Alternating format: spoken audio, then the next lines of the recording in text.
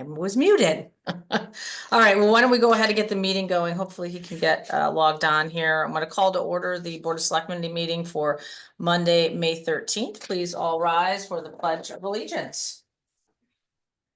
I pledge allegiance to the flag of the United States of America and to the republic for which it stands, one nation, under God, indivisible, with liberty and justice for all. Okay. All right. All right, moving on to for Selectmen's updates. Obviously, we had a big vote last week, and I think the town has made very clear their decision to not move forward with the community center project as presented to the public. And I thought just what was interesting is we had pretty much roughly the same number of voters as we did in 2022. It was around 5,000.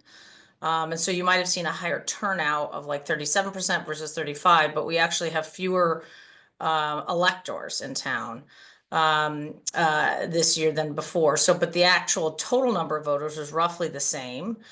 Because I know there'd been a lot of conversation about February versus May when more people are in town and all this other stuff over the last couple of years. So moving the vote, a referendum on something like this to May didn't really change turnout. So I thought that was interesting.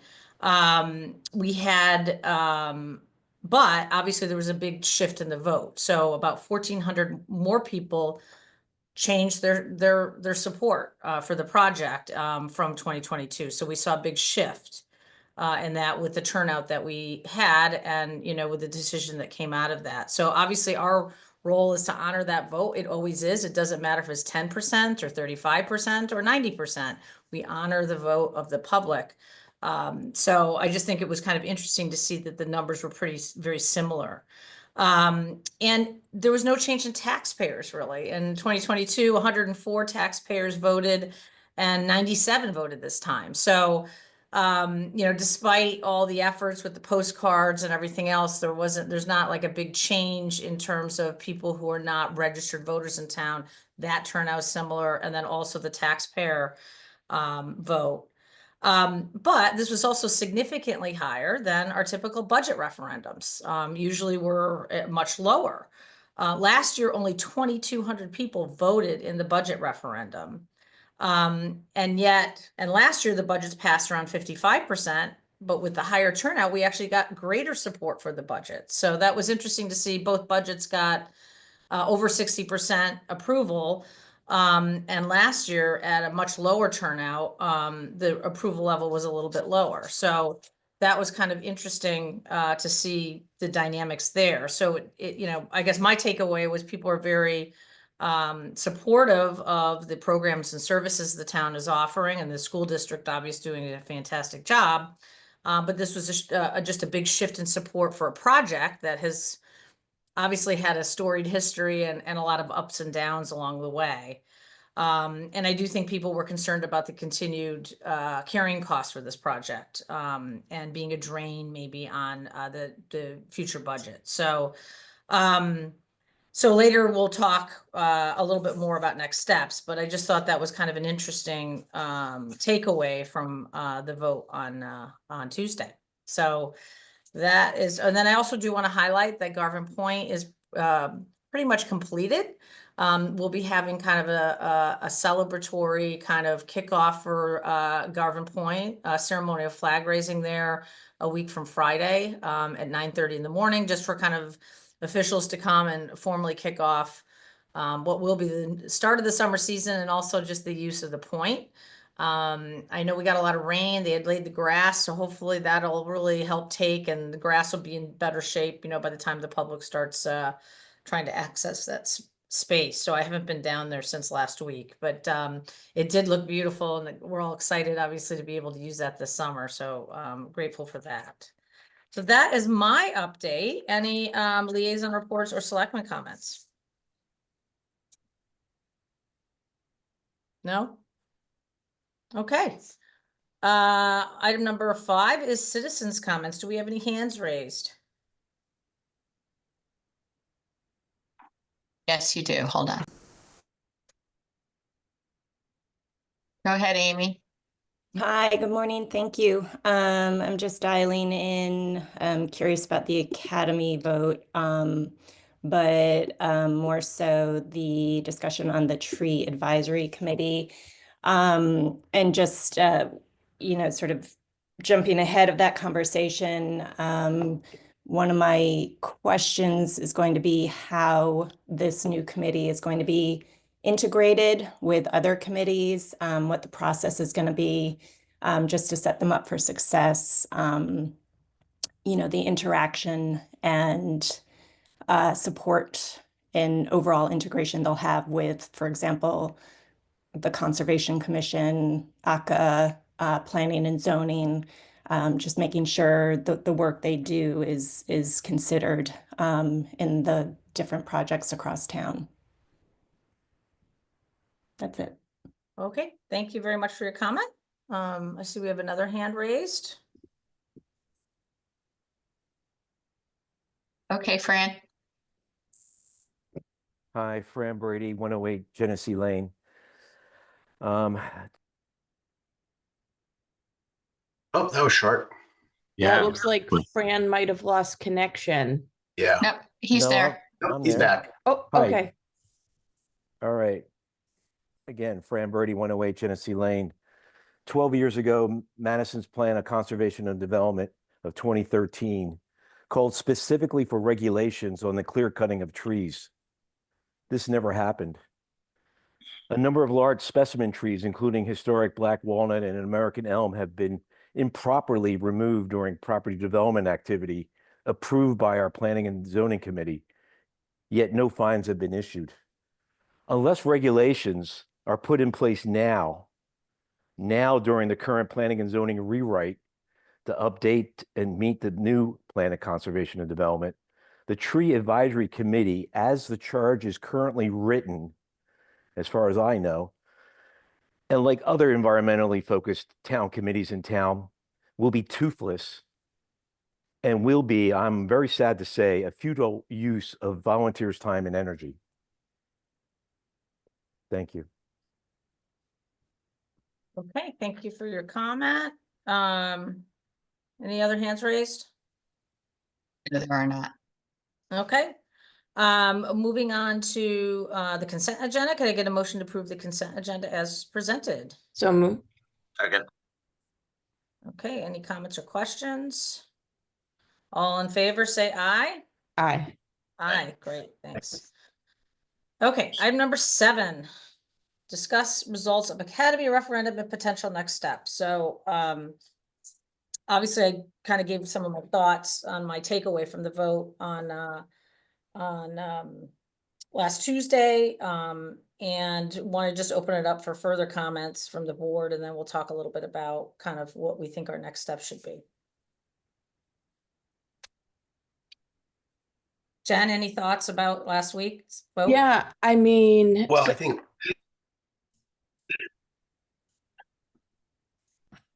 Go ahead, Jen. okay.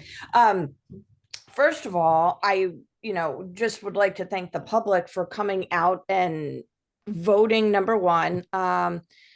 Also, I think it could have been very easy for folks to go straight down the line, yes, straight down the line, no. But I think what we saw was folks really took the time to evaluate each of the budgets, to understand the budgets, and also to evaluate and understand the project that we were putting forth to them and the dollars attached to it.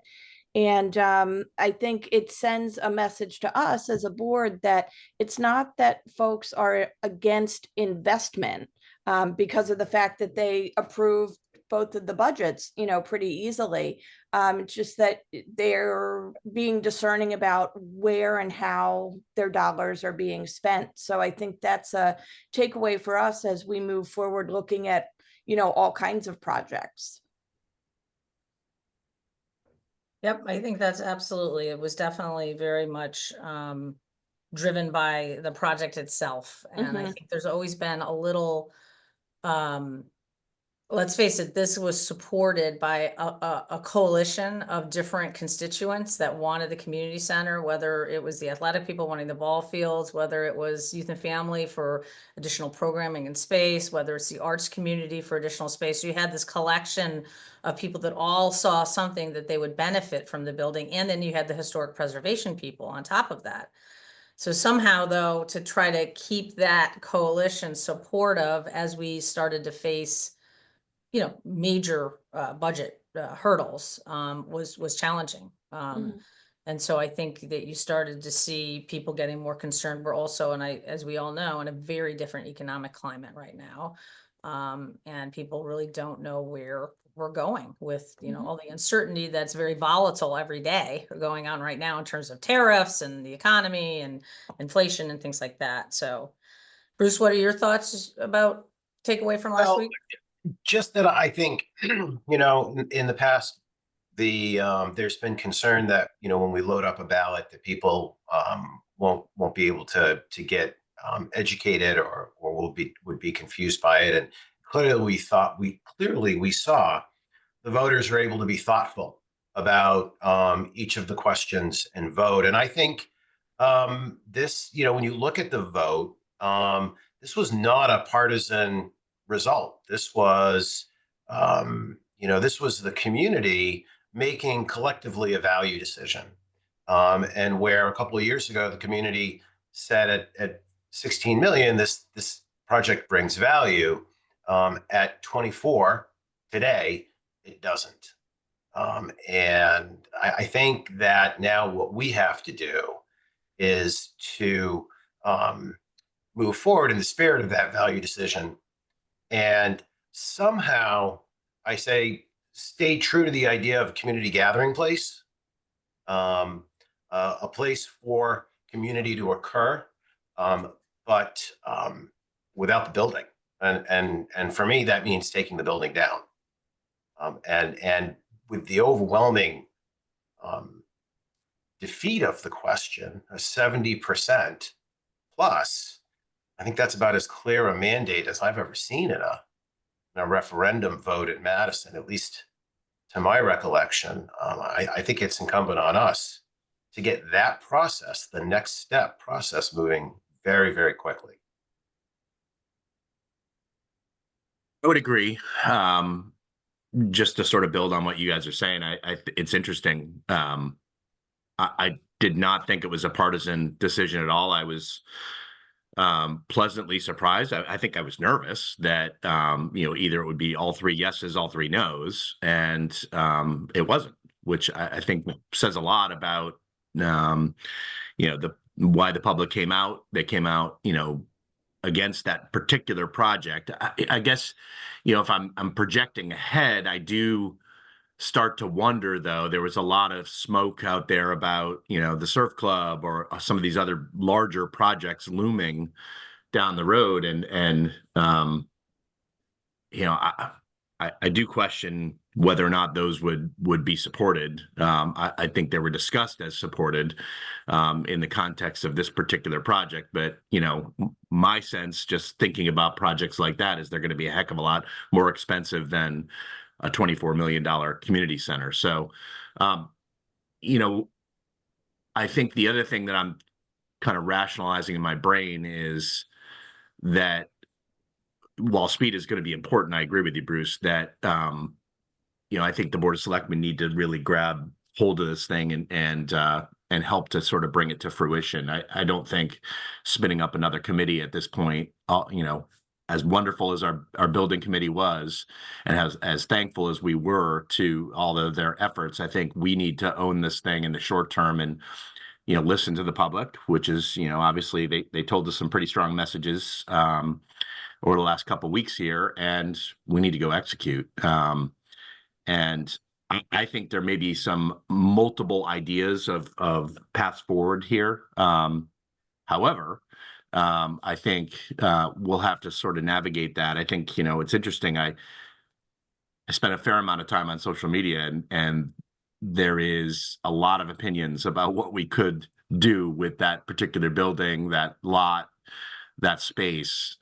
Certainly tearing it down and putting a park was one of the louder voices, but I still think there's people out there that want to save the building. There's people that still want, things to happen in that space. And I think, it's up to us to sort of vet that and figure out the next steps going forward. Certainly I think, knocking it down may be one option, but I think we've just got to make sure we're sort of launching those next steps, and maybe we do things simultaneously here, whatever they may be. I guess looking backwards, whatever the merits of the Academy Community Center project might have been, it's clear that the majority of the public doesn't feel this is the right project at this time. And so we accept that. The people have spoken. And now we should think about going forward and what due diligence the public expects from this Board of Selectmen before we come to any conclusions about what's next for that parcel or that building. So the voices which are suggesting that the only thing to do is to demo the building and create a park, that's certainly a very, very reasonable option. At the same time, I'm thinking back to 2018 when a prior Board of Selectmen felt that it was important to explore all options before the selectmen focused down on any one option to present to the public. So I think, Peggy, as we start our discussion about what's going forward, I think we shouldn't jump to any single option immediately. A lot has changed since 2018 in terms of development, building costs, the public's attitude. And I think we need to recognize, we need to consider all possibilities before we recommend something to the public. Yeah, I kind of clearly, cost is one of the biggest things that drove this, right? I think that people do not want to spend money on this community center concept. And I think there was this concern that it's really going to cost us more. That was kind of the messaging that went out for people who didn't like the project. It's going to be more than 24 million. It's going to cost us more than $400,000 in operating costs. There was a lot of, people just don't want to have another weight in the budget every year, whether it's interest expense or, operating costs for the building. So that's the sense I got. There was just this, it's going to be too expensive. It's going to cost us more than they say it's going to cost us. And so we don't want to spend any more money on this thing. And I also saw all the ideas. I mean, I kind of had jotted down. I mean, clearly the momentum the last couple of weeks was towards a town park, tear it down a town park. There was Faneuil Hall, Piano Factory. Can't we make it into commercial space? There was housing, affordable housing. Yeah. Town pool. I wrote all these down. Splash pad. I kind of had been keeping notes, so people were really brainstorming about all these things. But I think any of those are going to require some investment, right? Including demolition. And so the question is, on some of these, it could be other people's money outside of the town developer money. Or it could be, because people don't want to spend town money. I think there was also a theme that we don't want to give up the property, the land, right? So there's the building, but then there's the land. And that is important because I think even at being on the facilities committee, we've talked about strategic value, right?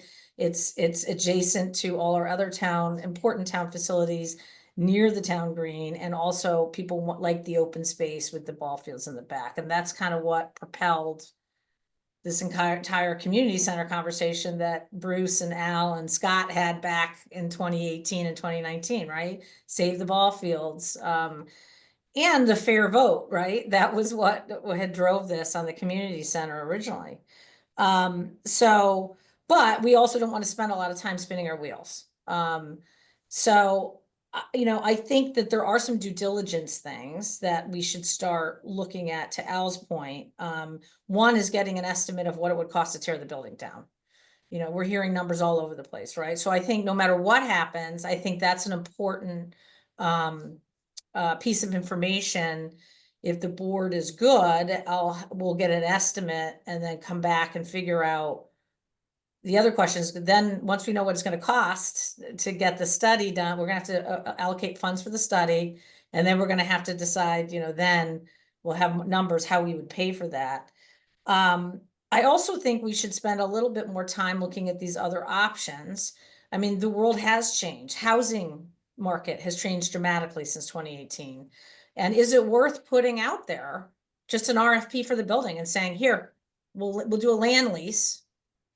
You know, we're going to hold on to the land, but you're going to get the building, and put forward a proposal and see what the market tells us, test the market a little bit for this. I mean, Clinton is moving forward with housing at the Pearson School.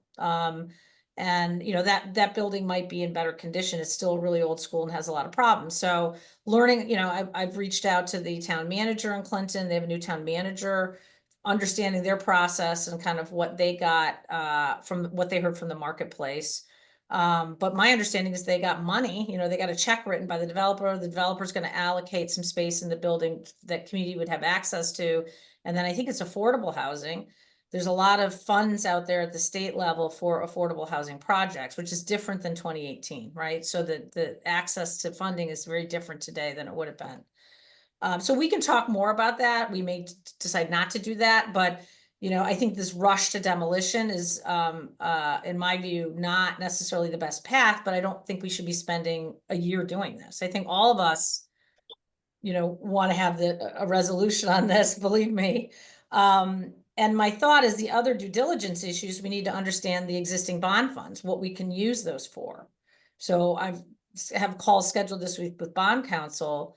You know, I don't know if we can use it to tear the building down.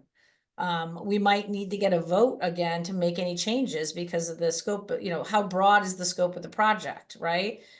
Do we really want to write a check for $3 to $5 million possibly, you know, to tear the building down? So I think, you know, all of that is important to vet out, you know, if that $6 million that we've already bonded for the project, what we can use that for. And so I think we need to get better answers on that. I also think we have to go back and revisit the deed. There's always been these question marks and a lot of the conversation, and I just want to pull back because there was deed restrictions on the land when it was given to the town. And I want to make sure that whatever path we take, we were not going to have any issues with that. And I know had been some opinions, perhaps. I've never seen them.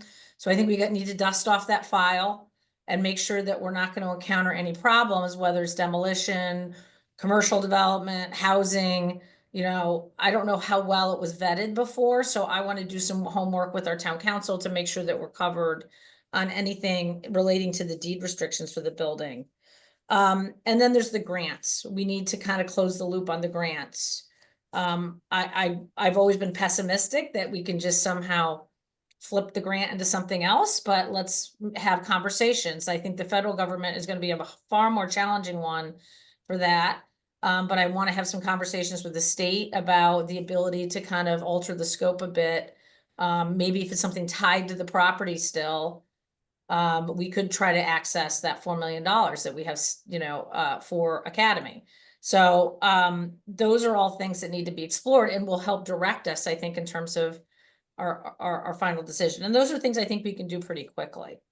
So my thoughts is maybe our next meeting having So finding is there a funding for chance the we can demolition define quickly? analysis.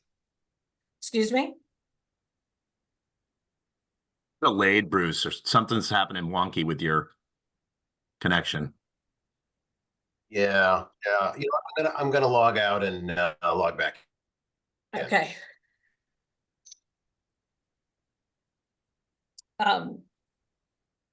So I was just saying that I think at our next meeting, we'll get an estimate for what it would cost for that. We already got them going on Ryerson, right, to come up with an estimate. So I think we just need to find out what it's going to cost to get that done for Academy as well.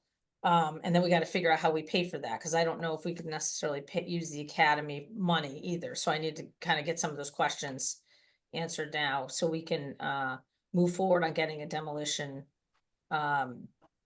estimate. Bruce, you're back on the screen.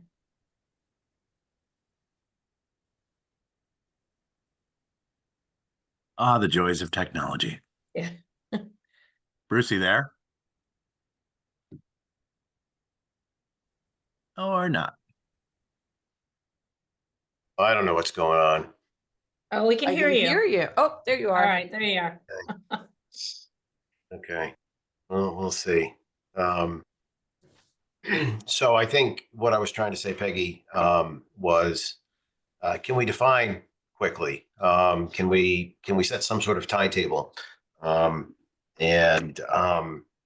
work really hard not to burn, a lot of time wrestling with this. I appreciate that you want to relook at the Daniel Hand stuff. I think that question was asked and answered pretty definitively back in the day. So I'll be absolutely shocked if an opinion comes back differently now. That's fine. I think the work on the grant money and the outside funding certainly can be done. But I think what we discovered in this process quite definitively was there is no path to rehabbing that building. Um, and so that leaves us with now trying to maintain and stabilize a decaying building while we figure out what to do with it, which in all likelihood is going to be demolition. Well, I think the timeline, in my view, if we are going to try to somehow use the bond funds, that would probably have to be voted on. So I think the goal would be to have something resolved so that it would get voted on in November. So by the end of this year, we're one way or the other, either demolishing it, or we could do an RFP next month. Put it out there and see what people come back with. I think any of those things could happen easily, simultaneously, so that if we have to go to because this is going to be expensive, right? And we don't have any money to pay for it right now.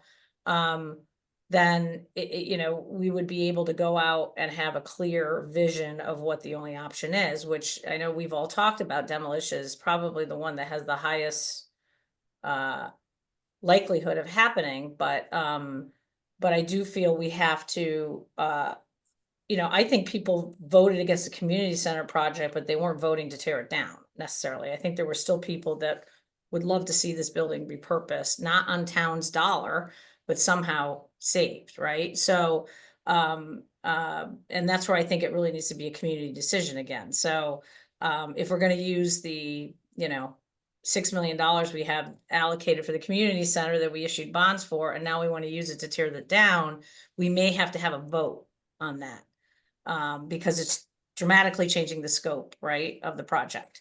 And so then that could go on the November ballot and people could say, okay, can the town use $3 million of, bond fund or whatever the number is to tear the building down and repurpose it for a academy park?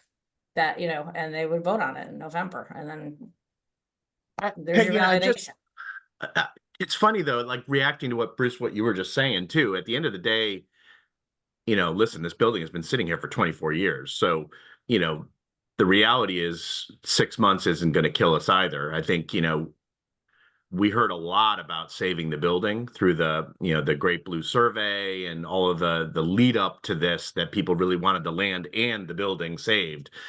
So I think, it's really up to us to really bottom that out as to whether or not the building can be saved. And if an opportunity to test the market, whether it be housing or whatever, but the building becomes somebody else's problem and we just lease the land, I like that as a creative option too. So I think it's up to us to explore any and all options. Sure, speed is absolutely important. We don't want to waste a lot more time and the building does deteriorate. I hear your point, absolutely. But I'd like to see us explore any and all options to save the building too. once it's gone, guys. Let's be clear, right? Once we demolish that building, it's not coming back. So I think we've got to be definitively sure about our decisions here. And I think I look back to the Island Avenue process, right? You know, there was Yeah. this just sell it to the school. Well, we went through a process, and that's ultimately where it made financial sense to sell it to the school after we did an RFP. And then we let the public vote on it at 72%, probably much the same here that voted against the community center. You know, so then I think we could truly say that we felt that this was the community's decision, right? And Island Avenue, that RFP process lasted 3 months. We went through, we reviewed the options, we chose to go with selling it. And whereas this might be very definitively the one that makes the most sense or no one shows up to the table, right? Yeah. Which a possibility as well, because we're Absolutely. seeing you know, any of the, you know, we're in, as we talked about, difficult economic times, and we don't know if there's going to be any interest in it. So, but I think, why don't we come back? My thought is come back, you know, this is our first, it's a week, we just had this a week ago, right? So let's marinate on it a little bit more. In the meantime, I'll ask staff to put together a proposal to get an estimate on the demolition costs for the building. So we can come back and talk about that. I'll also have answers on, hopefully some answers on the bond restrictions and then some of the grant information at our next meeting, so that we can kind of progress that conversation. And then we can talk about, you know, would we want to issue an RFP, and what would that look like, you know, and then have another conversation about that. I think if we were going to do any kind of RFP, I would get it rolling soon, and we could put it out there in June, you know, and then have proposals due in August, or July, you know, and it might be very clear right off the bat that there is no interest at all under the terms that the town would be willing to offer the building. So, you know, and I know there's some people that came back, have been beating this drum about demolishing the gym in the back of the building and just keeping the front and turning it into some sort of historic thing, you know, so there's a lot of ideas floating out there. So if everybody's good, we'll come back with you know, what it's gonna cost to demolish it, and then how we would pay for that. Well, hopefully I'll have answers for that at our next meeting. Is that good? I think that makes sense. I mean, that's good first steps. We're getting cost estimate, you know, teed up for demolition. We're finding out what we can do with, you know, existing bond funds and grants and that sort of thing. And then that'll help inform our discussion as we move forward. Peggy, I like the idea. There's a cost of once a building is demolished, there's a cost of creating the park, and I don't know how to ask for an estimate of that, because we don't really have a vision yet for what that park might be. But it seems to me that we need to bundle together the cost of demolition with the cost of creating a park. To me, there are two elements to this. It's more than just the cost of demolition. Jack Davis had his way, correct? Remember, his idea was a monument and public bathrooms. So Okay, well, and that's something I we see can, Jerry was on, by the way. So I said that for Jerry. So we'll continue that then at our next meeting, and kind of, I think the important thing is getting some of these questions answered, because we can't really rush to do anything until we have some of these due diligence items addressed. So, okay, so we'll move on to item number 8. Discuss and take action to approve the charge for the Town Tree Advisory Committee. So Any move. motion? Second. Okay, you have in your packets, there was a draft that we had, I think last month or the month before. I'd gotten some feedback from, I know Fran has been very involved in this in his group, and with some changes, recommended changes for that. I incorporated some of that. I got some feedback from the Madison Land Trust also. And I know you know, there's concern about this isn't a regulatory committee, and I think we've talked all along that you know, the goal is to eventually have some sort of regulation over time, but really to start at least gathering and getting information and getting some structure, I guess, to this whole issue of preserving our trees, right? And so, and I know there was some comments about no teeth in this and how they would interact with other committees. And I think that I think it's no different than what we're dealing with right now with a lot of different committees that overlap a little bit. You know, you can have liaisons appointed, you can go to their meetings and on behalf of your committee, make recommendations. But I think right now it's just getting the process going. And I think also getting the list of specimen trees, you know, doing the inventory, that kind of stuff, is important to start that process. So thoughts, I mean, are we ready to, you know, vote on this, or do we want to, you know, make some more changes or? Well, I mean, I have had concerns about this this topic from the start. I've been trying to hear it out. I think Fran and I would land in different places, but he said exactly what I was thinking, is that what is the point of this committee if it can't actually do anything?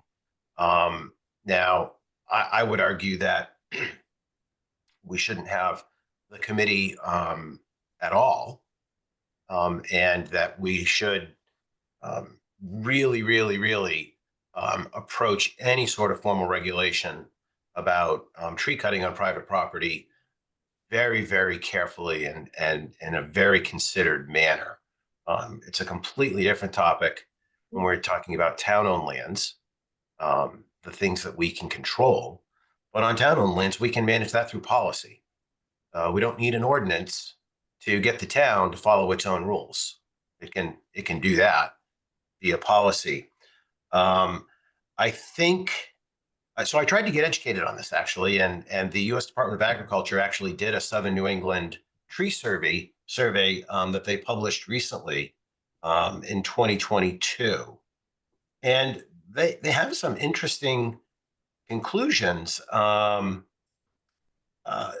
New England has the most forwarded or one of the most forested urban areas in all of the country. Connecticut is actually seeing an increase in forested area. They also observe that the number of trees is not increasing,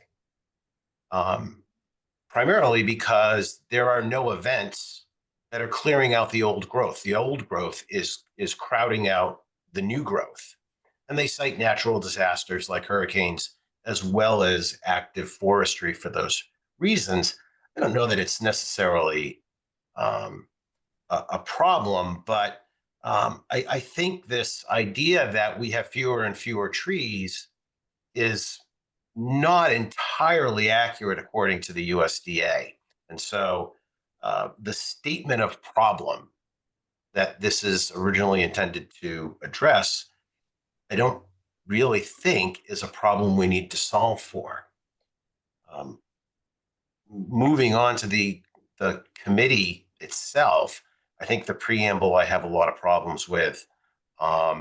It is setting the stage for regulation, even though it's very careful to say there is no regulatory authority. And I think if we're going to move forward with anything like this draft doesn't work for me. Like maybe that's I'll cut to the headline. I can't support this committee or the charge. I guess I would, I'm the opposite. I guess I do support it. I think to me, where we've kind of brought this conversation over time, Bruce, was that this was sort of the starting point, an opportunity to start educating the public, bringing maybe the tree canopy and saving specimen trees a bit more in focus to town residents, to our town committees who are town residents.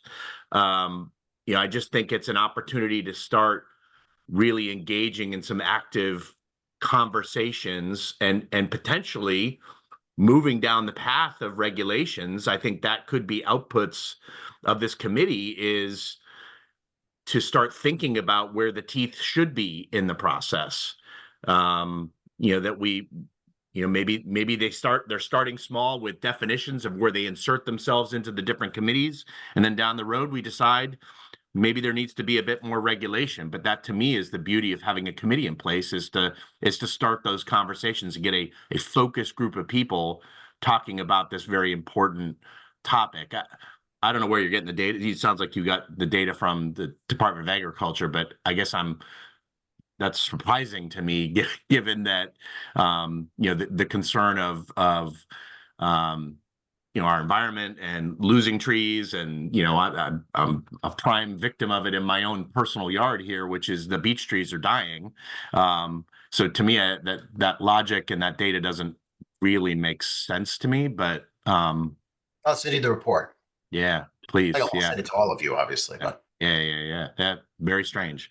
Now, I guess I'm in support of this, just to sort of start moving the ball forward here. I think, shame on us if we do nothing. For me, my concern from the beginning has always been, is this a slippery slope into regulation on private property?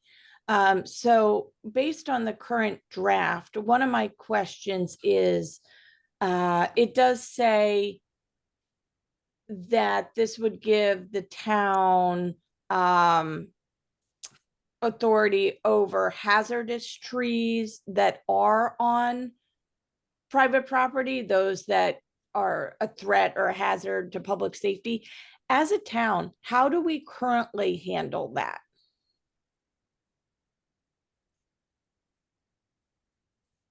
I'm sorry, what's the question again? As a town, how do we currently handle trees that are on private property but pose a threat to public safety?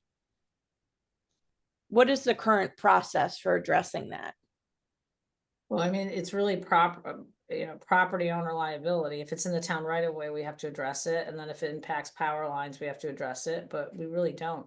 Okay, so it's just private property owners and their liability. Yeah, So yeah. with the statement that's in this current draft, I guess that's what I'm looking to find. What is the idea about how the town would now be inserting itself? Because in the opening statement, it does say that the town would have, town would have authority over all trees and shrubs located within the rights of way and blah, blah, blah, but also located on private property that can constitute a threat to the hazard or public safety. So is that saying now that the town would take care of those trees that are on private property if they were causing a threat, or is it saying that they would? I don't know. I mean, to be honest, I sent this over 10 days ago out to the Yeah. board, so no one's come back with that question. I mean, I can certainly find out about it. I mean, I think most of the, that this is just why we're doing it, right? And this was kind of came from the group that was supportive of having a committee. And really, if you read most of this, it's just saying trees are good for the environment. It's not saying anything other than that. The fair point, maybe the wording there isn't the best, so we can look into that. My understanding is the town has never actively gone onto private property and said, that's a public, it's probably, I don't know. I'll have to ask, the tree warden about that. Usually we get complaints from the public about trees. And if it's not in the town right away, or if it's in the state right of way, we do it that way, or we refer them to, it's on private property, we have no jurisdiction, right? I remember hearing from Fran and the team when they came and presented to us that, this was never about regulating on private property. It was about educating on private property. It was about helping people, if you're going to take down a tree, plant a few more, but there was never like a conversation where we would, ever tell somebody, and I've heard him say this emphatically, that we're never going to tell somebody, no, you can't take a tree down, ever.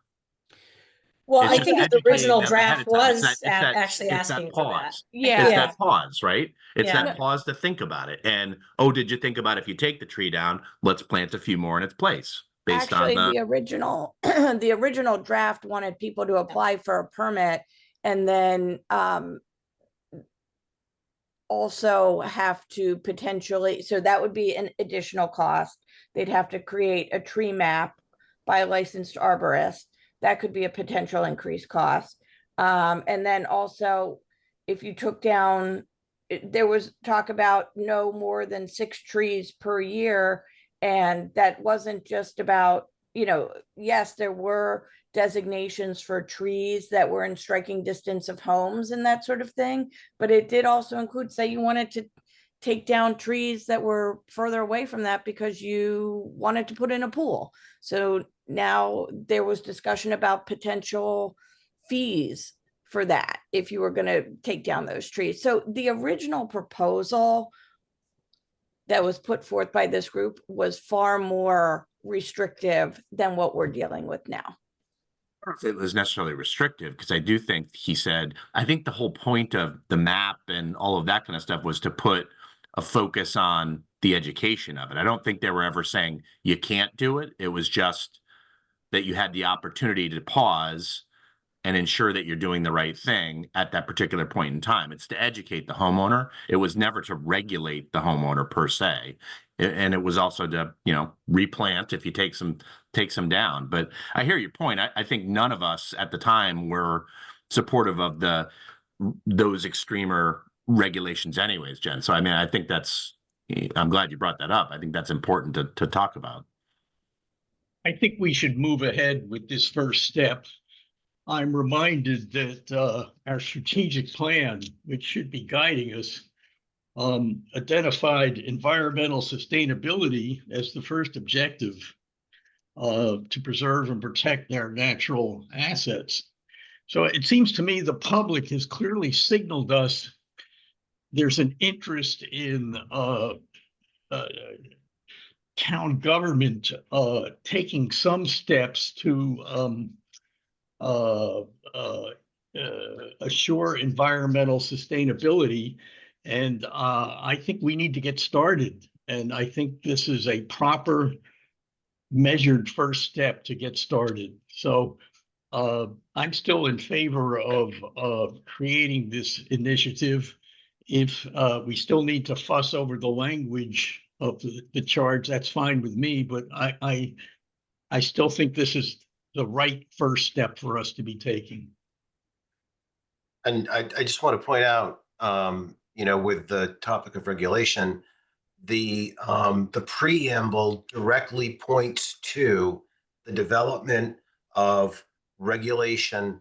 And this is not a tree management document. This is a tree preservation document. And it is not a committee composed of arborists or other subject matter experts. It is a committee of conservationists. And I'm not saying that with any sort of ill intent, but this is a decidedly one perspective committee, which is, try and save every tree no matter what. And I think, quite frankly, private landowners are already pretty good stewards of their property. To say that they need this oversight is a little insulting. And I'm just going to say it again. This is the beginning of regulation of trees on private property, and I'm not going to support that. So if I look at the creation, okay, the whole first paragraph, you just deleted that. The second paragraph, that came out of our plan of conservation and development, that we were going to increase active management as an action item in our POCD It is recommended that the town increase active management and preservation of its trees by developing management plans for town properties, including tree replacement programs, and provide opportunities for preservation or restoration through regulations. Opportunities is not saying what has to be regulated. So if we just delete the first paragraph, because now we're getting into like, you know, I mean, to me, I read the first paragraph and I say it just says that trees are important to our environment and it's important to the health and safety of our residents, right? But we delete the first paragraph. The second paragraph, we are just basically following the plan of conservation and development, which just says we should do this. It's an action item, similar to what is said in 2013, and we never really did anything in 2013. And, you know, this to me is, it's an advisory committee. We have a lot of them. Most of our committees do not have regulatory authority, and it gives, you know, this body then some teeth because they're an official body of the town of Madison to make recommendations. Doesn't mean we have to implement them. But it allows them to go to the Planning and Zoning Commission and say the Tree Advisory Committee highly recommends that you do X, Y, and Z. That doesn't mean they have to do it. It's not part of their approval process right now, and neither is the Conservation Commission. The Conservation Commission has all kinds of, you know, obligations and things that come down from state statute, and yet it is not a regulatory body. We've had a Conservation Commission since the 70s. Conservation Commission wishes it had more regulatory authority, but they don't. So they're advisory. You know, Planning and Zoning will decide if they want to include this as part of their approval process, just like ACCA. ACCA is advisory only. It does not have to go through ACCA, but yet their process is they want ACCA to weigh in before the commission sees the application. P&Z will make their own decision in terms of the tree committee. So, I just think that there is, look, I've been living through this for 3 years. I lived through River Road. I lived through the transmission line removals. I've lived through the power outages, as we all have, you know, as leaders in town. But then we've also lived through the Winter Club. And, you know, there are a lot of people are very passionate about this issue. And how do we channel that passion, I guess is my point, and make sure that we're making the best decisions. So I feel like this gives a body in town to start kind of channeling a lot of that energy and then being more thoughtful about how we manage our trees going forward. Part of this effort is to do, you know, management, forestry management. Like, what are we doing in Rockland right now? I mean, we have yeah. And there really should be some proactive management, right, of Rockland. So this is kind of the type of things that would be good for this group to weigh in on, working with town staff so that I mean, that's one of our biggest, you know, in terms of acreage, you know, parks. And it is the biggest park. And, you know, we have no forestry management plan, right, in there for managing that. And to prevent, look at the other thing is wildfires.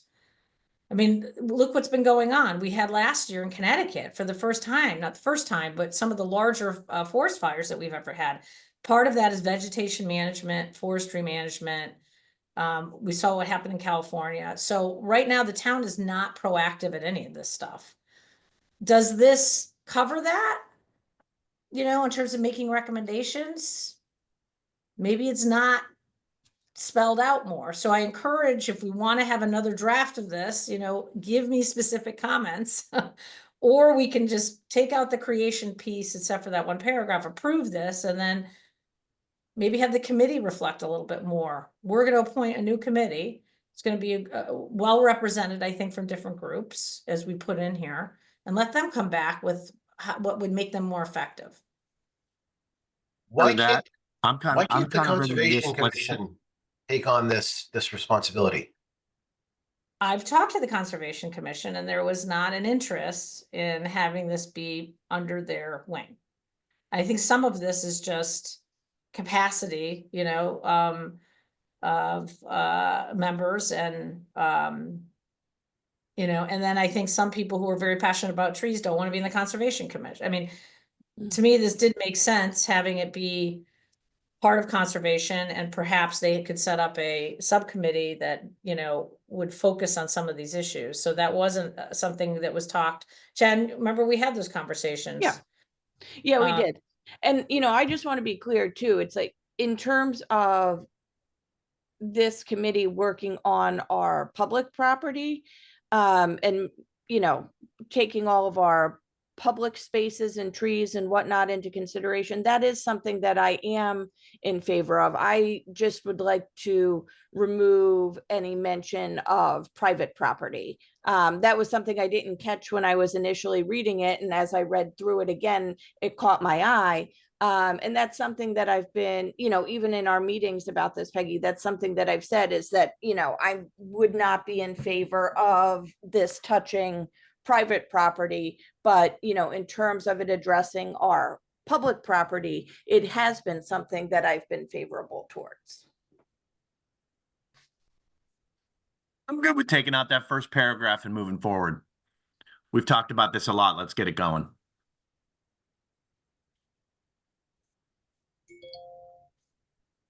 Al, what's your thoughts? I think the plan of conservation and development and their strategic plan, which have been widely vetted by the public, or both of those documents are telling us we, the town government, need to move ahead with new initiatives. So I'm in favor of moving forward with this very modest first step just to get us started. Okay, so I guess I would recommend I'd like to amend my motion to approve, or excuse me, I'd like to make a motion to approve an amended charge for the tree advisory committee, eliminating the first paragraph. So moved.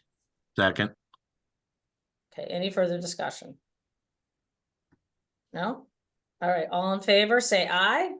Aye. Aye. Look at Bruce? that. Look what we did. Yeah, Bruce is Nay. all nay, okay.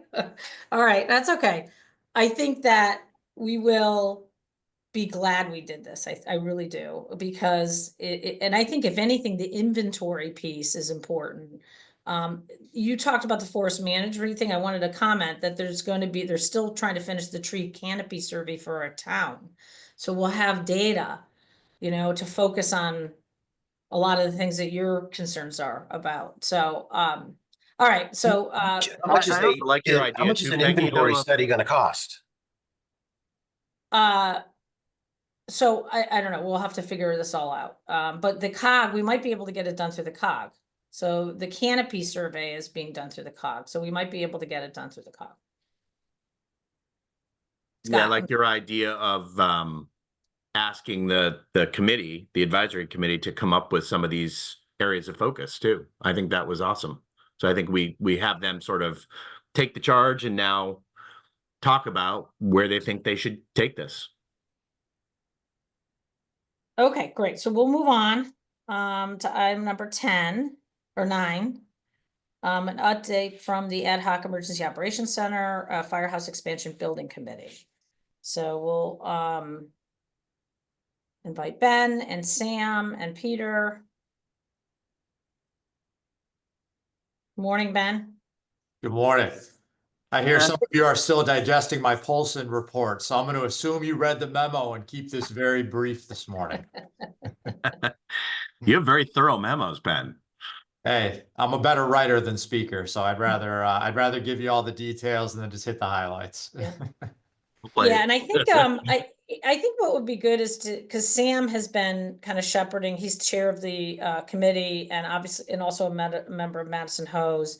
Sam, if you could just spend a few minutes about kind of the history of this project, and then we can talk about where we are now. But I think it would be helpful to get perspective and how we ended up, you know, with the plan that we have, with the combination of the EOC and the grants and all that. So as you know, this plan for the addition to the firehouse has been on the firehouse's books for several years, probably 15 years. You know, the only holdup was the funding process, right? You know, the host company acquired the property back in the 80s with the hopes of future expansion. When the federal government opened up the grants about 4 years ago for EOC, you know, we thought this would be a good fit to build an EOC because we don't have a dedicated EOC. Right now, we're using the Board of Education's meeting room. We've had some conflicts before. You know, in the event of emergency, we need to have this thing up and running quick. Right now, it takes us probably about 30 minutes to set it up and get running. And it would probably be used more often if it was set up, you know, with just going in and turning on the lights and get going. So we applied for the grant back in 2020, 2021. At that time, the Colliers gave us our budget. We got approved for the grant, and then the committee was formed to move forward with it and start getting the pricing, get the project built. You know, at that time, we went to Sourcewell, it's already like a pre-bid, you know, consortium, and we got pricing back around $5.7 million. So we said, nope, that's not going to work because our budget was, you know, 3.4. And then we went back and chose to go through the design build process to try to cut costs. So now that we're at the stage now where I guess we're probably back in the same boat we were, you know, last year when we went through that Sourcewell project, and you know, unfortunately, the project's over budget, and we're going to need some more money. You know, let Ben give you all the details on what we've done with the cost-cutting measures and stuff like that.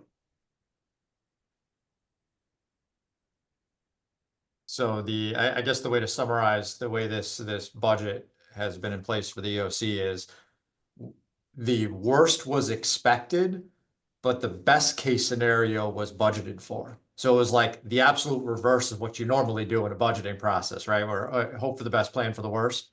So this $3.394 million budget, I don't think anybody ever thought was feasible, because there were many aspects of the project that I think were assumed were going to be expensive issues. We're like, maybe they're not. Maybe we could work that out in the design process. So throughout the design process, we discovered that several of these items, which are the fact that the entire septic system needs to be replaced, there are elevator and ADA access complexities that require an overbuild on the existing building. Now, once you start touching the existing building, you know, being an old structure and just tying it to the new one, there's a lot of construction complexities there. There are snow loading requirements on the existing building and the neighbor's building. There are incompatibility issues with the generator, so that would have to be changed as well. But most importantly is the site constraint there from kind of a geotechnical perspective is helical piles are required to pin this building for the foundation. That was talked about from the very beginning. We looked at a bunch of different things during the design process, did the testing necessary, and that was needed. So Munger Construction was chosen as the design builder back over last summer. And again, we went through this entire design process hoping to eliminate some of these challenges. They weren't. And to build an effective EOC, Munger actually did kind of like a mock bid. They went a lot further than you normally would when you were in the design development phase, actually brought in a bunch of their subs, did various site walks, and did kind of this mini bid scenario. So this isn't just an estimate that's being thrown out there. There's actually numbers behind it. And the construction cost is about $5 million. I just found out about that Sourcewell thing a couple of weeks ago. I thought it was kind of interesting because Peter and I were discussing this job when I first started last July. And I'm like, 3.5 sounds kind of like a $5 to $6 million job. Here we are. So anyway, at a construction cost of a little under 5 million, that puts the total project budget at 5.5. Now that's $2.1 million over the current budget. So with that number, we kind of went into a traditional value engineering mode, I guess you would call it. Now, what I think is different about this project than many of the other ones that we've done is we went into this knowing what the budget was and didn't over design anything. We were basically building as austere of a facility as we could. So we said, let's go back through the process and see if there's anything we missed, anything we could cut out here. We came up with about $350,000 of potential cost-cutting items off of that $5 million budget. A lot of these would require either building code modifications, definitely would require going back in front of ACA and PNZ. Remember those PNZ and wetlands have already been secured for this design. So we did that process. Okay, we saved about $350,000 doing that. And then we did, let's look at this another way and say, forget any overbuilding. Let's try to jam this all the needs for the facility into just the addition. So just this roughly 35 by 85 addition.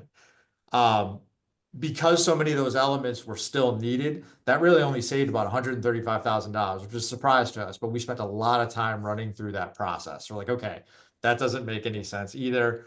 So we were left at, let's assume that we'll be able to do a few of these value engineering items, but probably not the full 350.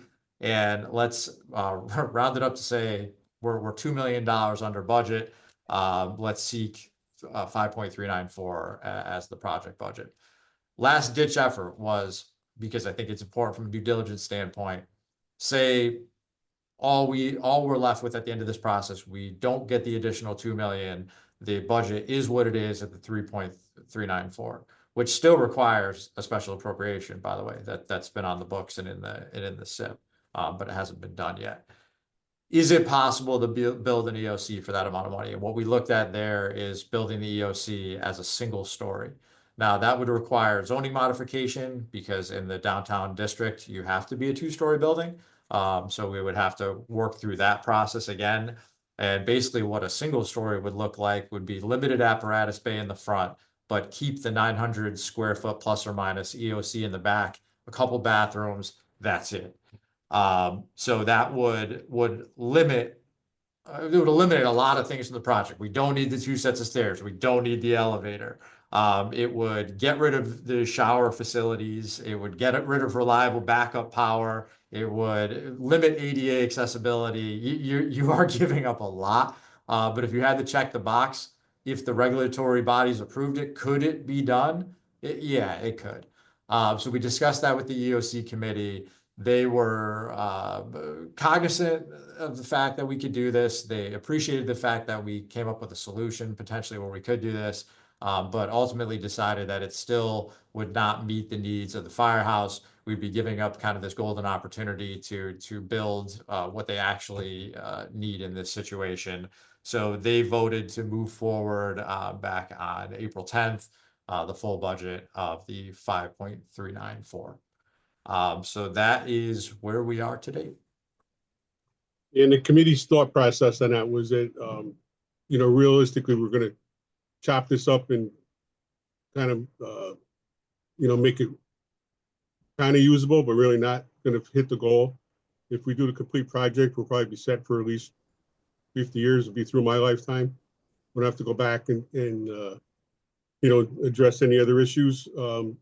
With that 1-story design, it would be designed so we could add the second floor at a later time, but that would still cost more money because then we'd have to take the EOC apart, move upstairs, and increase the apparatus bay. So we just thought it'd be best to move things forward now and be done and not have to worry about going back later in 3 or 4 years and have this done and out of the way. And as a lot of times these projects never, if you say we're going to do something in the future, it never happens. Then you're still with cramped space. It's not optimal performance. And so that's why the committee voted to go forward with asking for the extra money. One other thing to mention too is grant timelines here. So the performance period for this grant technically ends at the end of March of 2026. So if we started building tomorrow here, we would be really tight to hit that March window. So if this had to now go back through the entire regulatory, we'd have to design this 1-story addition. That hasn't been done yet either. I don't see that even happening in the grant performance period. That's enough of a challenge for us as it is, but worth noting. Not only that, but we'd like to get moving forward so we could avoid winter conditions. The contractor told us if we get into the winter, it's going to increase the cost. So we kind of want to try to avoid that. So, I mean, when this originated, so the need was driven by obviously the apparatus, right? The need for apparatus storage, right? And then we had the EOC need, and then the federal grant kind of brought the two together, right? By saying if Correct. we combine these, we would be eligible for the federal grant, and it's kind of a win-win because it gives you the training space, permanent EOC, and you get your apparatus you know, storage space. So, so that was kind of how these two projects came together. Obviously similar to what we saw in Academy, you know, we had a budget from 2020 that has been unfortunately negatively impacted, plus some, you know, other things that were determined once they kind of investigated the building and the site more, that they had to do to change this. So we had budgeted originally, our matching component for this project was $800,000, I think, was in what we've been kind of earmarking. And so to even move forward with this, we would have to appropriate how much more? 2 million? Like 2.1, Ben? Yeah, you'd be appropriating, we're going up $2 million. There was 120 that was already in SIP. Yeah. I could run that math real quick, but So we were carrying like 120, I think, for design and stuff, and then and we opted, if you recall, we talked about this, I think it was 6 months ago, that we were only going to stage our contract knowing that we were going to have some budget constraints on this. So we're kind of to burn through just the 120, right? So that's, we're using the CIP money right now. yeah, so you'd be going Yeah. from right now, the special appropriation would have been 802,900, so add 2 million to that. Right.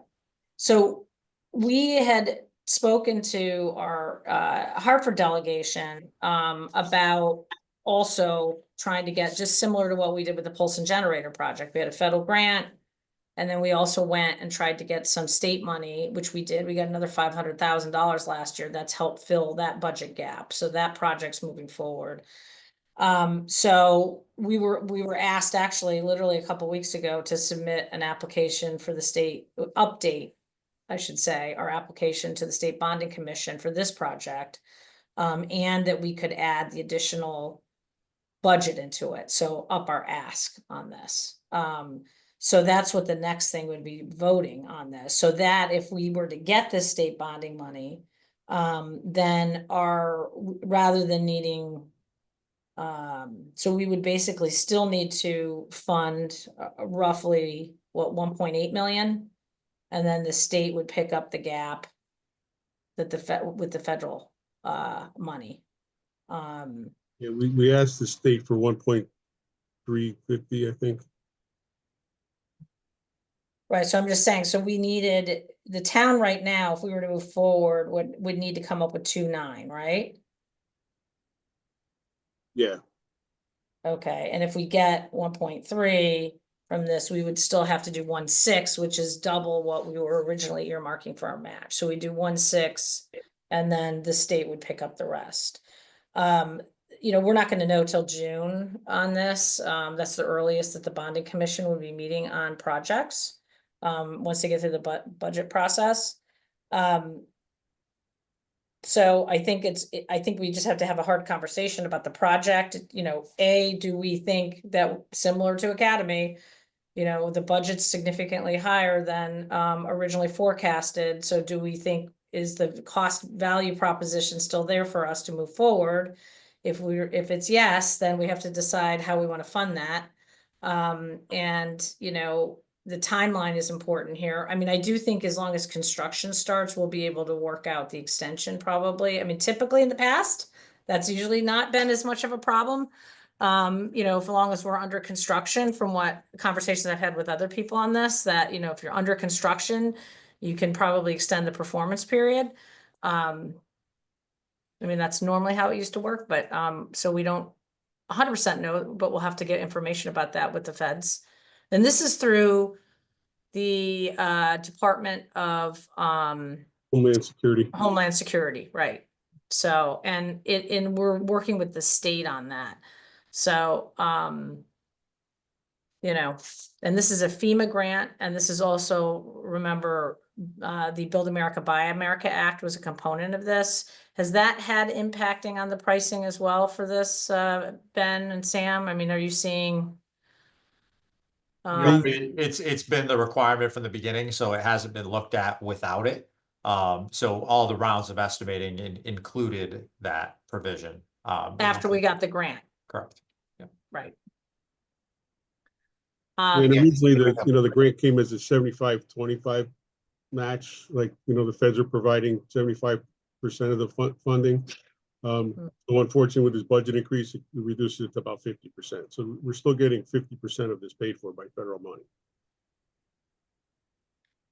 I think you bring up sort of all of the relevant questions. Have we considered an alternate site?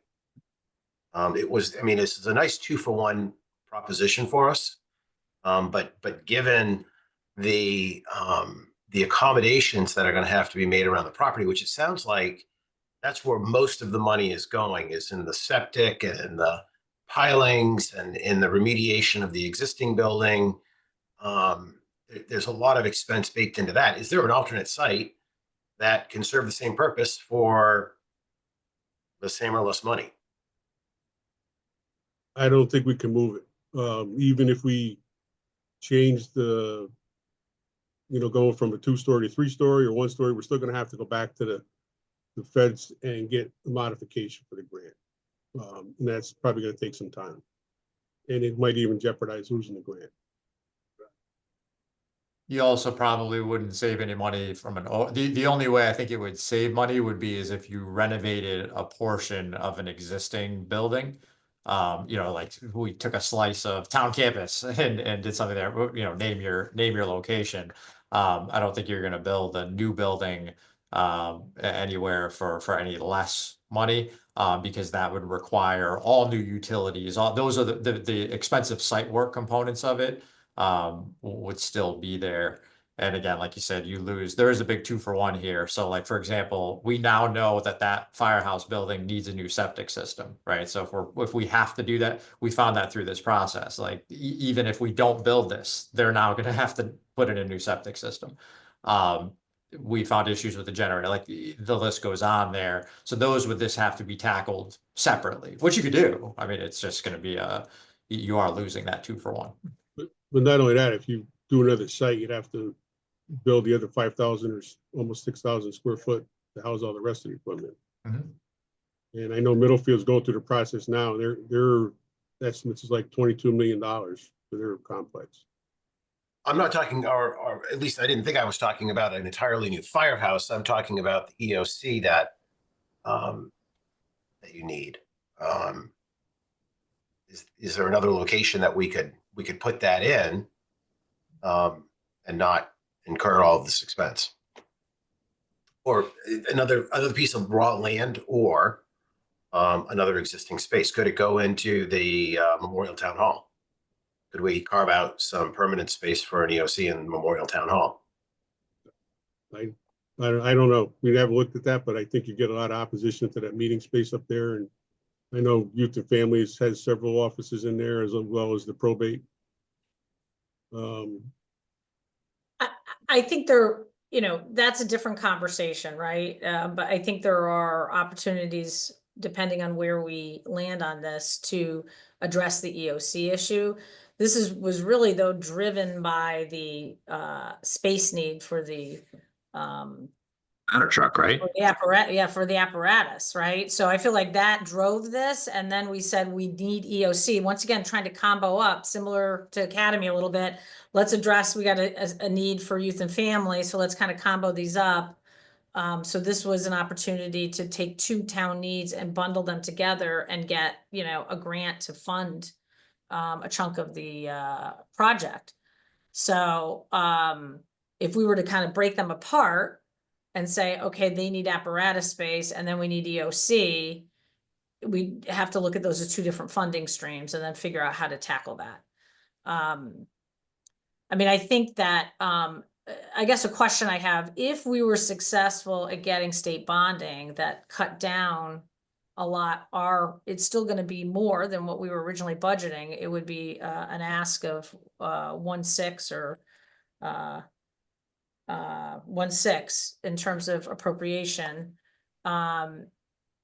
Would the board consider them proceeding? Like if we did get state bonding, it came in June, we get the award, and now we know we need $1.6 million from fund balance, and then everything else can proceed, and we work out the federal piece, which I think we would be able to do. Is the board open to that? Just the number would be 1,453,400. That would be 1.4 million, okay. So that would be our new, so we were kind of budgeting 800 originally, so it would be an additional $600,000 than what we were planning on. And it would allow us to get the project done and you know, take advantage of all the grant funds. So I guess that's one of the questions I have. Is it better to see how this pans out? We're in the middle of May, see where we come out in June. I know it's not ideal from a timeline standpoint, but it's the simplest thing. We have the project designed, you know, we're ready to go. We actually got everything approved through P&Z, correct? And all of that. And the federal grant is approved. You know, we just, you know, to me, that's it's really, you know, still a cost efficient way to kill two birds with one stone with this project, right? If we don't do that, if you're uncomfortable upping more than 800 to, and obviously this has to go through the Board of Finance and town meeting as well, then I don't know what our path is going to be forward. I think we're going to have to kind of step back and take a hard look at it. Also should mention too, we are just in light of time, Munger is moving forward with their GMP proposal. So they are actually they're in the middle of an actual bid process right now, bidding all the trade packages. The target for their GMP proposal to us is June 17th. So we'll have that by then too, which will be a hard number. Okay. And the other thing is too, if we end up splitting it up and going back and we have to modify the grant, with the way the appetite is at the federal government today, they might just pull the grant back and say, forget it. Yeah, I'd say that's probably the least desirable option. One more just timeline consideration too is if bond council approves this or bond commission approves this in June, we would need some political leverage from you guys to move this along, because what happens sometimes with bond commission projects, I'm sure you've experienced this, they get approved, but then OPM doesn't actually divvy it up to another department to manage. And it'll sometimes sit there until people kind of shake the tree and say, hey, could you get this moving? Because if that doesn't happen for several months, then we could go to the feds and say, hey, we're 50% done with construction. Could you give us another 3 months of performance period? 90% of the time they're going to go, yeah, fine. I mean, what else are they going to do? The money's already committed. But if we haven't even started construction yet and it's March, then there's a pretty good chance of shooting that. And then the feds are going to be mad at us, and the state's going to be mad at us, and the state bond commission is going to be mad at us. So, Well, they like shovel-ready projects, right? And right. It's also a reimbursement grant. So, you know, so, but yeah, those are all fair points. And, you know, so I think that I'm just saying, I'm sensing that there's no appetite just to kind of move this forward with the town, you know, supporting the full amount right now and then figuring it out later. That we'd rather take a wait and see approach with the state bond commission. I think that, yeah, I think that's probably Have a choice. Yeah. Just given the signal that we just got from Academy, I think sorry, I didn't mean to step on you, Bruce. I think you're delayed again. I just think we don't have a choice. I think we have to be smart about this. I guess the other question I had too, Sam, I don't know if you know this or could answer this, but has there ever been any conversation like we did with the library about fundraising? You know, obviously some of this stuff is more apparatus related than EOC related, and so, you know, is that something that, you know, the fundraising of the downtown fire company, do they support? Do they do? You know, I'm not in those details. So we have done, we put a campaign on to do some fundraising. We actually partnered up with the Madison Foundation. I know the chief reached out to some people in town that I guess would be willing to help us do some fundraising. But I don't know how long that's going to take. We were talking guess- about fundraising for the FF&E perspective too, because one of the things we're very short on, we're only carrying $150,000 to outfit this building. The $5.5 million budget includes $150 for that. I don't even know if that's going to cover our tech needs in the building. So that's something that I think we would be primed to work on, because there's less of a time constraint, and then we could sell pancakes and everything else to try to drum up some money for that stuff. And actually, we're going to look at, try to maybe acquire some furniture from some of the decommissioned schools to help offset some of the costs for the FF&E. A lot of Promethean boards, I know that, so. I was thinking the same thing about those Promethean boards. Jen, what's your thought? Sam, you've certainly helped demonstrate the need for this project, but what if the project doesn't happen? Well, then we just move forward with the cramped space of the fire apparatus. You know, the problem is the apparatus is not getting any smaller. They have to put on this new admission system that's coming out in 27. It's really going to impact the cost and the size of the apparatus. And at some point, I don't know. I mean, we've been pretty good. We're not having any incidents, but if you've been through the firehouse, you know, you got to turn sideways and walk through equipment. So at some point, we're just, it's inevitable that something might happen. You know, we just don't want to see anybody get injured. As far as the EOC goes, you know, we could go on as we are now, but I just think it'd be more useful if it was set up. So a lot of times we don't run the EOC because of the delay in setting it up. You know, we only do it, you know, in like the storm, if the storm's coming, then we'll have advance notice. But realistically, if we had a big hazmat happen on 95 or the railway, we'd be able to walk into the EOC, turn on the light switch, and start operating and starting to get coordinating all the efforts to do that stuff. So there's a lot of potential for a lot of hazards to happen. We've been very fortunate lately.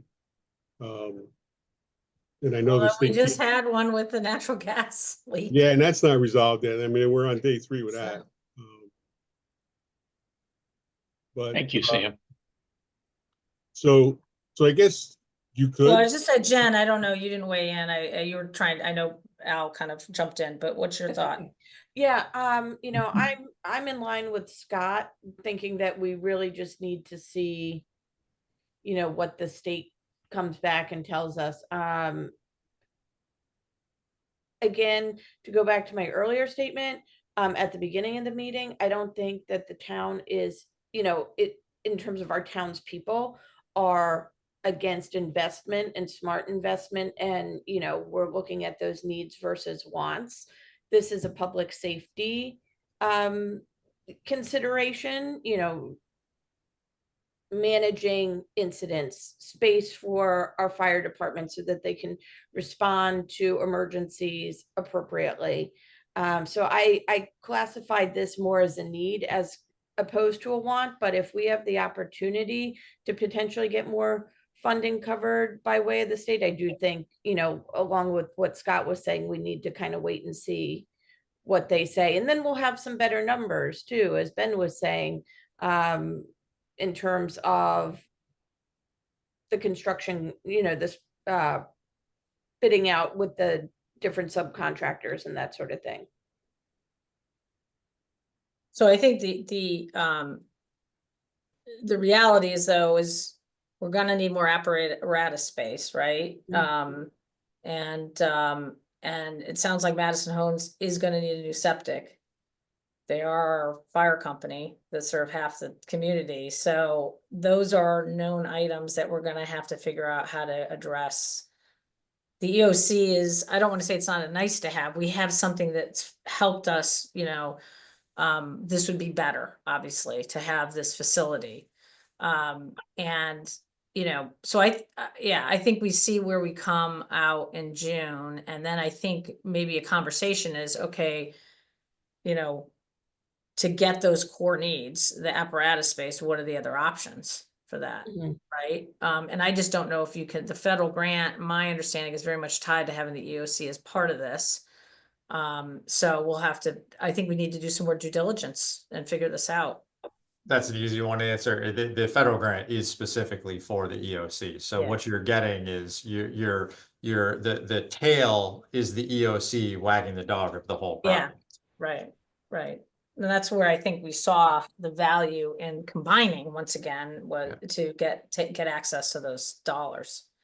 So, all right, well, I guess then to be continued, and we'll be addressing this in June, and we'll see where we land on the state money. Hard one. So I think the next one though is, we've already applied because we had to get it in at the end of April. But just authorizing the fact that we're doing this application. So item number 10 is discuss and take action to authorize an application to the fiscal 2025 State Bond Commission for $1,348,600 for additional funding for the Emergency Operations Center. So moved. Second. Okay, so, and this is just the formalizing the application that's been submitted, and hopefully we'll get some sort of response in June. All in favor, say aye. Aye. Aye, okay, great. All right, to be continued. I know it's not ideal, but let's try to get as much more information as we can for a June discussion. Item number 11, discuss and take action to approve a line item transfer of $20,000 for the contingency line item to the electric line item for the end of year electric costs for town facilities. Approved by Board of Finance, 5/7/25. So moved. Second.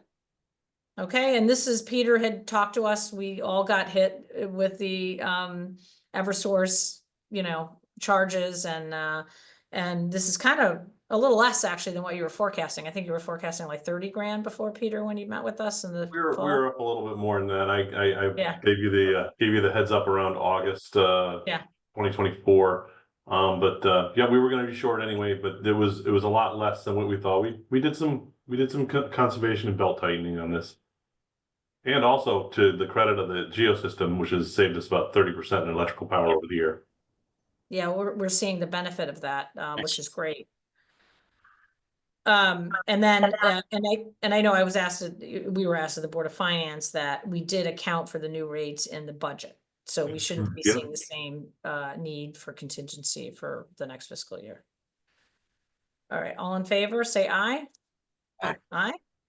All right, motion passes. Thank you. Item number 12, discuss and take action to approve a special appropriation request for the Finance Department pending Board of Finance approval for A, $12,000 for the annual lease agreement for the West Wharf land parcel, and B, $11,540 for the North Side parking lot lease from 10/1/24 through 6/30/25. Second. Okay, West Wharf, we were hoping to have that resolved. That's why we didn't budget the full year for this. The property owner, and we've talked a little bit about where we might land on that. I think we're still hoping to proceed in that way, but the property owner has decided to go through the appeals process because they had, from the reval, and they asked to table this until they go through the appeals process for their property. So, so this is just accounting for the monthly lease payment that we've been making for that strip of the beach. So that I think we're a couple months away from whatever happens with the appeal, and then we can come back to resolving kind of the long-term, situation with that strip of beach. And then the parking lot, we voted on the revised terms for 3 years, if you recall. And in the new budget, the new rate is in there, but this is, you know, last year we hadn't budgeted for we didn't know what the new rate was gonna be, so. Any further questions on those? No? Okay, all in favor, say aye. Aye, great, thanks. So item number 13, or Deb is here to talk a little bit about, you know, we've been bringing forward kind of updates, and we'll probably do this on an annual basis to our personnel policy. And also, she kind of did a review with council, for the anti-harassment policies. Wanted to make sure that it was kind of covering. We've seen some issues lately, obviously, social media relating to town staff and things like that. And we just wanted to kind of make sure that all our policies were aligned with state law. So Deb, if you want to just talk about, because I noticed in here, there's the harassment policy. Was there anything to the actual personnel policies that was different? You updated it for the holiday, or not the holiday, the vacation things that we'd already approved, right? Right, so that will be updated. Part of this is now doing our policy each year and looking at it and just making sure that we're in compliance. And if there's any new language out there, we need to update it. There are a couple of small little housekeeping items. And Peggy, I don't know if you want to discuss it today or if we can do it at another meeting, but one of the biggest ones was the new anti-harassment language, which we did receive from our labor attorney, and he recommended that this is our 2025 language. And because the original language was back from 2017, he really recommended that we use this new language, which he had supplied, and that's what is in your package, and that's what I would like to put into the new policy. Or I should say, update the policy. Yeah, and that's in the packet. Yes. So I don't know if there's any questions. So that, you know, would be the primary change then, right? I was trying to think, the personnel, we'd already approved some of the vacation and stuff Yes. earlier, so that's already been voted on. Okay. So any questions about that? The policies, I guess we don't really vote on that, right? It's just an update. We're making the board aware of that. Okay. We already have the policy, and it is part of our manual. This is just updated language for 2025. Right, okay. Any questions on that? No? Okay. Okay, item number 14 is discuss and take action to approve amendments to the town's defined contribution plan pending Board of Finance and town meeting approval.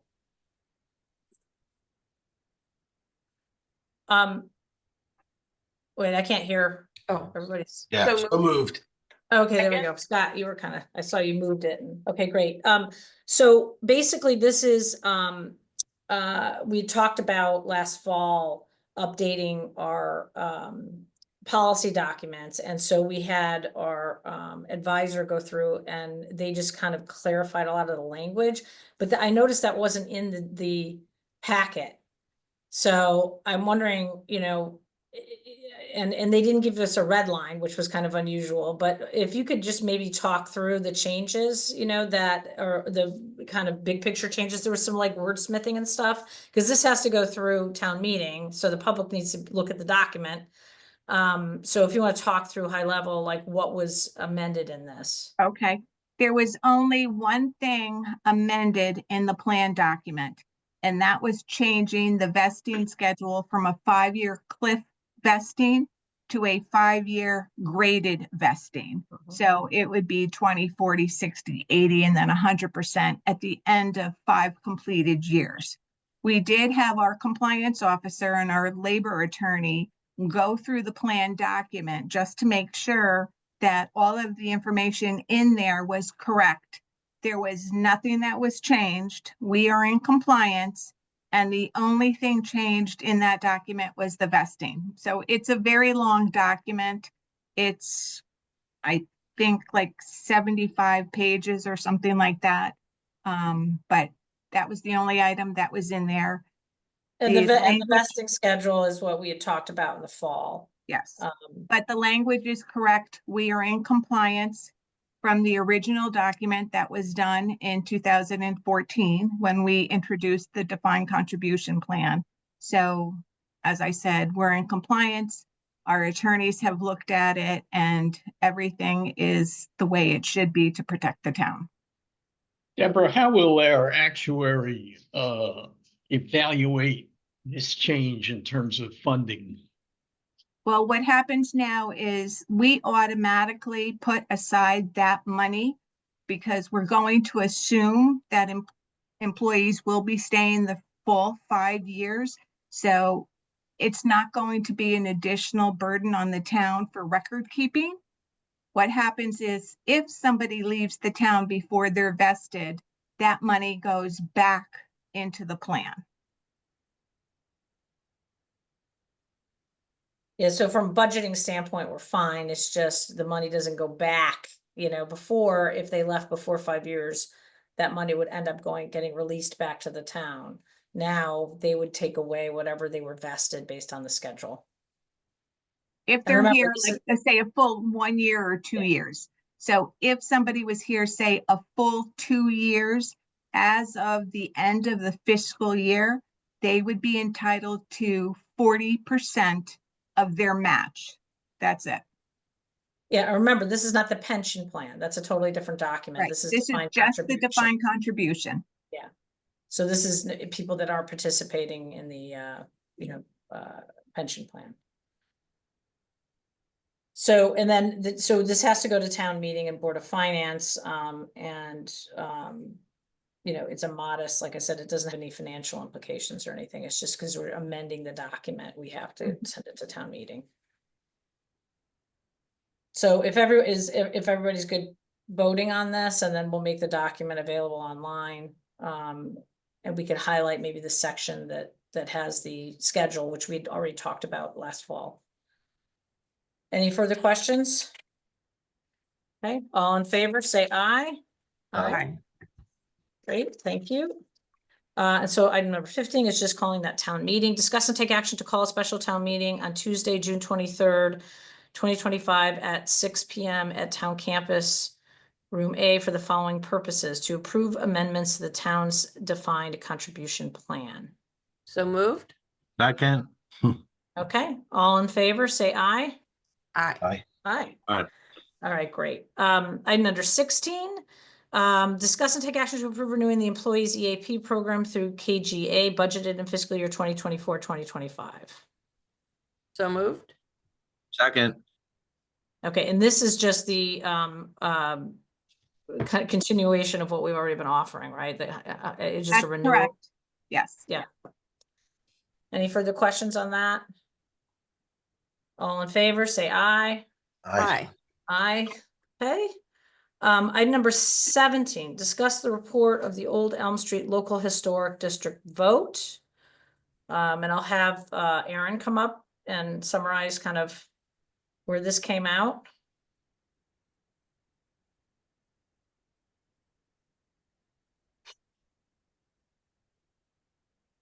It's, I am no longer seeing her on. I know it passed. And basically this Did is we already get a report? Well, we basically authorized me to vote, so I had to like literally sign a ballot and submit it, and now I guess it's just basically saying it passed. They want to move forward with it. I don't think there was anything really otherwise that we had to do except technically as a board now. Now we're not a voting block. Like before we were the property owner voting. You're authorizing me to vote as the property owner. Now we're kind of accepting what was voted on and then referring it to the historic district. So if everybody's good just doing that, I think this is just a procedural thing we're required to do, from my understanding. Item number 18 is discuss and take action to refer the report of the Old Elm Street Local Historic District vote back to the study committee to consider residents' request to amend boundary line. Okay. So moved, or, yeah. Scott moved it, I seconded it. Okay, great. All right, and with that, then all in favor, say aye. Aye. Aye. All right, so we're just moving this along in the process. And I think that's it. So with that, and I'll circle back if there was something I'm missing on that to the board, but at least we'll go to the district at least, to the, excuse me, the committee. Item number 19, citizens' comments. Yes, hold on. Go ahead, Fran. Hi, Fran Brady, 108 Genesee. Regardless of what the Department of Agriculture says, canopy loss in Madison is real. The Yukon study I shared with you all last year showed specifically Madison having a 6.3% loss of canopy. That's over 100,000 trees. Clear cutting by Eversource across Madison is real. Clear cutting on new road of 3 acres with its associated lovely blue tarps is real.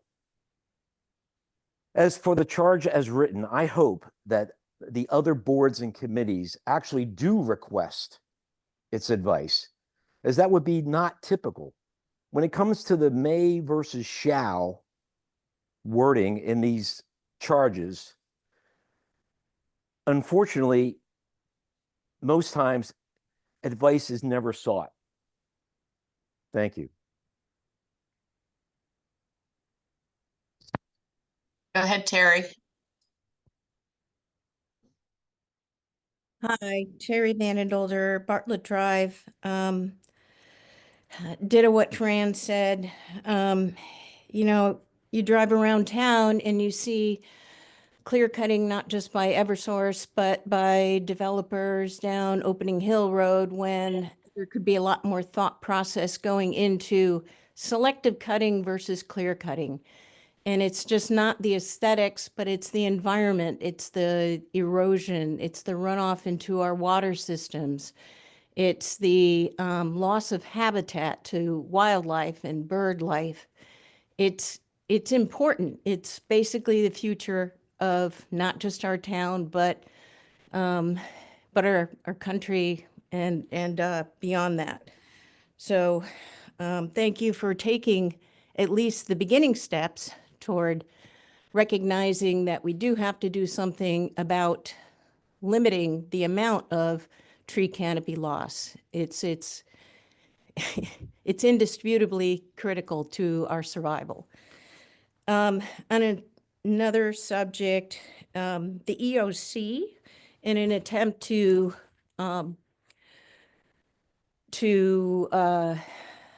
minimize the costs for building such a facility, Bruce had brought up the option of considering another location that doesn't have so many restrictions, such as along Route 1.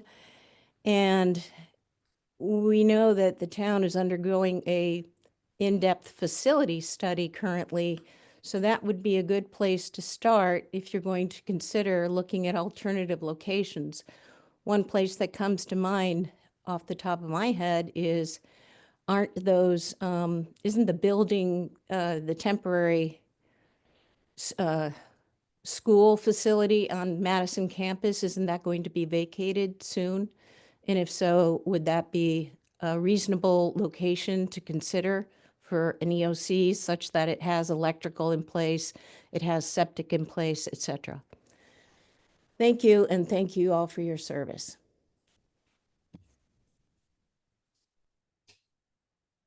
I have someone listed as only iPhone. Please state your name and your address.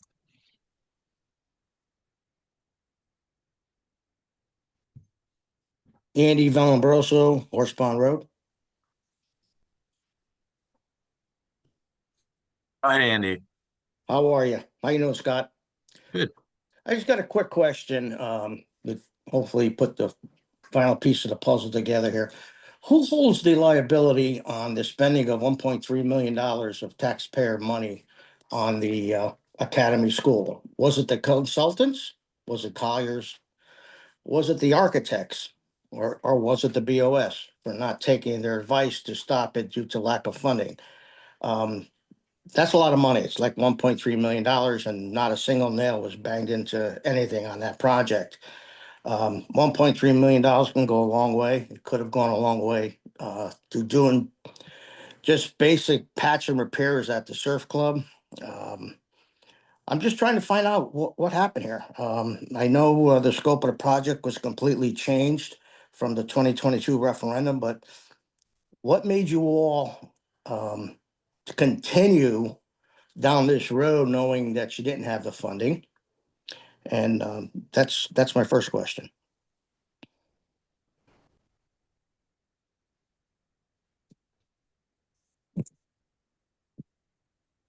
Okay, thank you for your comment. Any other hands raised? I don't think that was a comment. I think that was a. Okay, seeing no other hands raised, with that, then I guess I'll adjourn the meeting. Thank you, everybody.